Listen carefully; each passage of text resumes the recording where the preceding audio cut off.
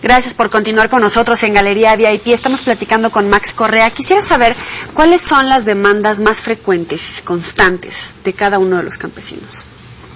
Bueno, son variadas, pero creo que las más frecuentes es las oportunidades de empleo y de educación. Y depende de con quién esté dialogando usted, si es un joven, un adulto, una mujer. Pero yo diría que en términos generales, hoy por hoy, la demanda de los campesinos es una oportunidad de empleo y de educación.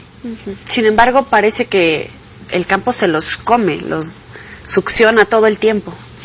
Pues no precisamente que el campo se los coma, sino que el régimen económico, social y político de nuestro país no les ha reconocido a los campesinos pues la función estratégica que deberían de cumplir en el desarrollo nacional.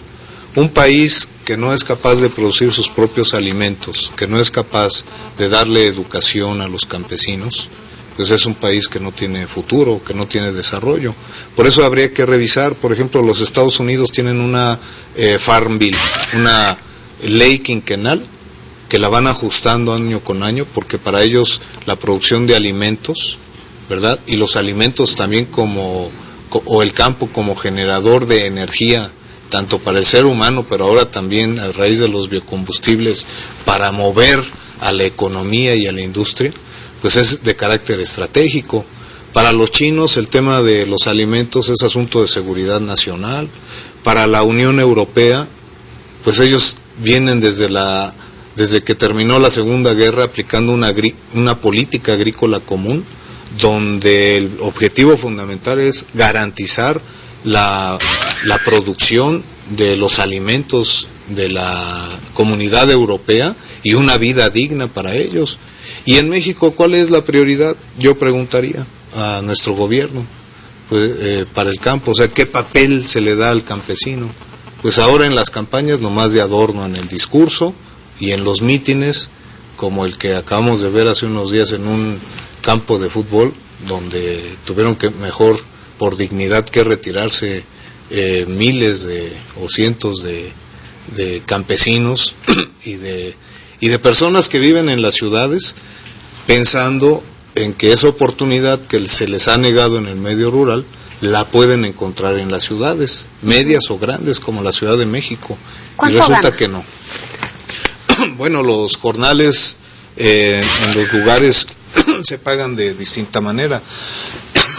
Hay regiones donde se les paga 50 pesos diarios, hay regiones donde se les paga 100 pesos diarios, 80 pesos diarios, pero son jornadas muy complicadas. Son jornadas bien complicadas, con 80 y 100 pesos diarios que a veces pues no alcanzan, ¿no? Y de repente puede ser complicado explicarle a la gente que hay que educar a la gente que vive en el campo. Sin embargo, pues con esta prioridad de hambre o estudiar o trabajar, ¿cómo vas resolviendo esas prioridades para cada uno de ellos? Bueno, también hay que decir, una familia campesina pues está conformada en promedio por casi 5 elementos, el papá, la mamá y cuando menos 3 hijos. Con el jornal del padre no alcanza. Entonces la capacidad del ingreso del jornalero agrícola, que no tiene nada más que su fuerza de trabajo, pues no le permite vivir con dignidad. Y recién el Coneval ha dado a conocer el índice de tendencia laboral, que nos señala que el ingreso de quienes tienen un ingreso permanente, un salario mínimo permanente, pues cada día les permite adquirir menos cantidad de la canasta básica de alimentos, porque con los últimos sucesos climáticos que han acontecido en México, el índice de la inflación donde pega más es en el precio de los alimentos, y es ahí donde tenemos el mayor impacto. Entonces, este índice ha incrementado casi en un 30% el precio de la canasta básica, y es una forma de medir también la pobreza alimentaria, que no solamente se está padeciendo, reitero, en el medio urbano, sino también en el medio rural de una manera más aguda. ¿Cómo hacerle llegar a esta gente, por ejemplo, una reforma educativa que los ponga a elegir otra carrera que no sea necesariamente dedicarse al campo porque su familia se dedica al campo. ¿Cómo los van a sacar de ahí? Ustedes, por ejemplo, ¿cómo trabajan con esas comunidades? Bueno, nosotros lo que estamos tratando de hacer es organizar económica y productivamente a nuestros militantes, que son con los que primeramente tenemos contacto. Capacitarlos para que conozcan cuáles son sus derechos y que plenamente puedan ejercer su condición de ciudadanos. ¿Pero tienen oídos para eso? ¿Cuando no tienen que comer? Bueno, sí, desde luego hay hambre también, no solamente de alimentos, sino también de conocimiento. El estilo que nosotros manejamos es, mira, compañero, compañera, estos son los derechos que tú tienes como ciudadanos, expresados en distintas políticas públicas, y estos son los requisitos que esa política pública te pide, y si tú los cubres, tienes ese derecho para acceder a esos apoyos, que hoy necesitas para superar tu condición adversa. Apoyos productivos, apoyos sociales, ¿verdad? O inclusive derecho también a la educación, que a veces no lo ejercemos. Oye, pero también apoyos que de repente están de alguna manera marginados a una declaración de Hacienda, declaración de impuestos. ¿Cómo les van a hacer llegar esos apoyos si de antemano les están pidiendo un trámite? Claro. Bueno, ahí es donde nosotros decimos se requiere inteligencia para diseñar una política pública y para ejercer el poder y por lo tanto el gobierno. Entonces, sentimos que esas normas, esas reglas de operación pues, están diseñadas con poca inteligencia. No sé a quién se le haya ocurrido, por ejemplo, poner como requisito un formato, el famoso 32D, que tú tienes que tramitar en el SAT para acreditar que estás al corriente del pago de tus impuestos. Y si no me presentas ese requisito, pues no tienes derecho para acceder a los subsidios que diseña la Zagarpa u otras dependencias.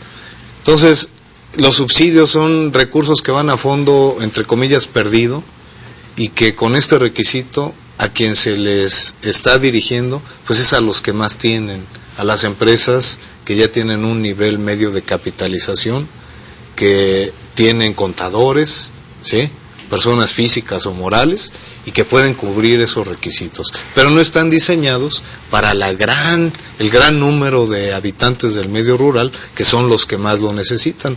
Un dato, casi el 70% de los subsidios que van destinados al sector agropecuario lo consumen 5 entidades, donde se concentra el 25% de los productores del país.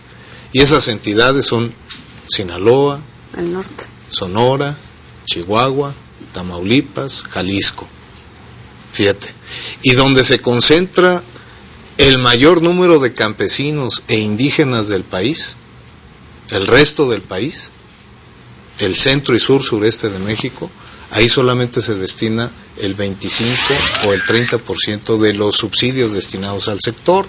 Entonces se requiere una política pública que sea más equitativa y más justa. Y se requieren políticas inteligentes. Por eso, a veces, llevando las cosas al extremo, se dice, el campo es un barril sin fondos. Y a veces también en una posición maniquea se dice, las organizaciones campesinas y sus líderes lo que quieren es más dinero. Y hemos incrementado tremendamente el presupuesto y no se supera la pobreza en el medio rural. Sí, el problema es que se le sigue dando más al que más tiene y se le sigue escamoteando todo al que nada tiene. ¿Qué tanto ha robado del campo el narco mexicano? Bueno, yo creo que se ha convertido, desgraciadamente para muchos jóvenes, en la única opción. Porque en tanto usted con las actividades lícitas y las políticas públicas le ofrecen requisitos absurdos como el que acabamos de comentar, pues la delincuencia organizada le ofrece al joven en lo inmediato mucho dinero, aunque sea corta vida, ¿verdad?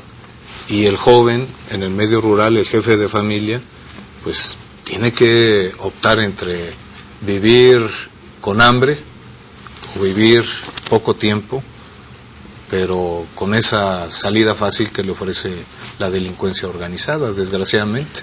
Un estimado brevemente, ¿qué porcentaje de las tierras están ocupadas ahora por el narco?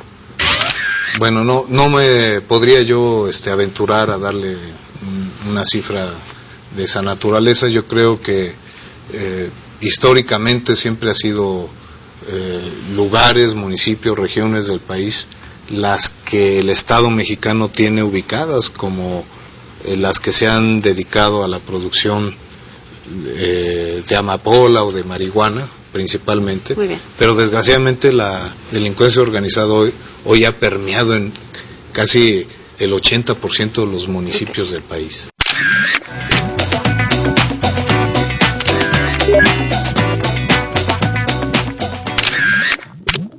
Maxi, te voy a dar los 7 pecados ahora del campo, yo te los voy a ir diciendo y tú me dices lo primero que se te ocurra vinculado al tema. El primero, soberbia. Gobierno. Ira. Pobreza del campesino. Gula. Los ricos. Envidia. Envidia, pues las grandes transnacionales. Lujuria. Lujuria. No. Lujuria en el campo, ¿no? Pereza. Pereza mental del gobierno. Avaricia. De las grandes transnacionales que avarician nuestros recursos naturales. Muchísimas gracias, Max Correa, líder de la Central Campesina Cardenista, por estar aquí en Galería VIP. Gracias a ustedes por acompañarnos. Nos vemos la próxima a la misma hora. Pasen bien.